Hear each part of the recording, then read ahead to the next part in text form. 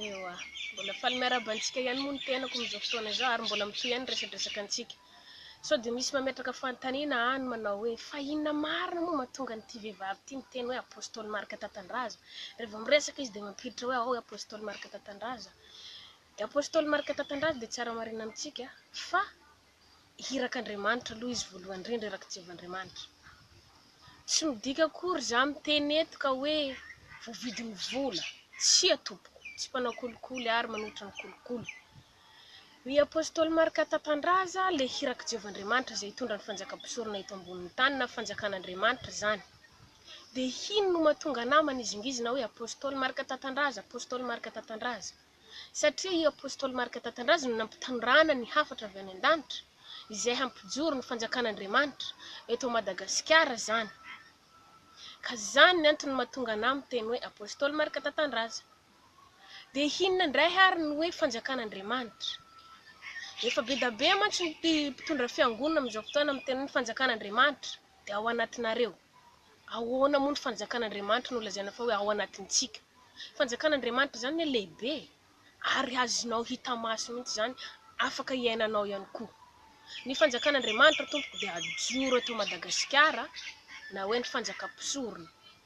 Ary tsy voandroany na mbola volan'ny Marika Tatandraza zany fanjakan'Andriamanitra zany, sao dia hoe fa konokonon'ny Marika Tatandraza ihany koa zany fanjakan'Andriamanitra zany, tsia. Fa efa 4 taona lasa no namolavolan'i Jeovan'Andriamanitra zany fanjakan'Andriamanitra zany, ka nampitondrasiny any apôstôly Marika Tatandraza zany hidiny ety ambonin'ny tany mba hiaina ny vahoaka malagasy sy ny zanak'olombelona rehetrarehetra eto ambonin'ny tany. Na vazaha na malagasy fa rehefa resy lahatra ampijoro ny fanjakan'Andriamanitra dia afaka miaina ao anatin'izany fanjakan'Andriamanitra zany. Ka dikan'izany tonga ny fotoana izay hampijoroana izany fanjakan'Andriamanitra zany eto Madagasikara. Ka zany no antony mahatonga anahy miteny hoe apôstôly Marika Tatandraza. Rehefa miteny hoe Marika Tatandraza, misy teny kely dia Marika Tatandraza, satria izy rery ihany no nampitondrasan'i Jeovan'Andriamanitra ny hafany.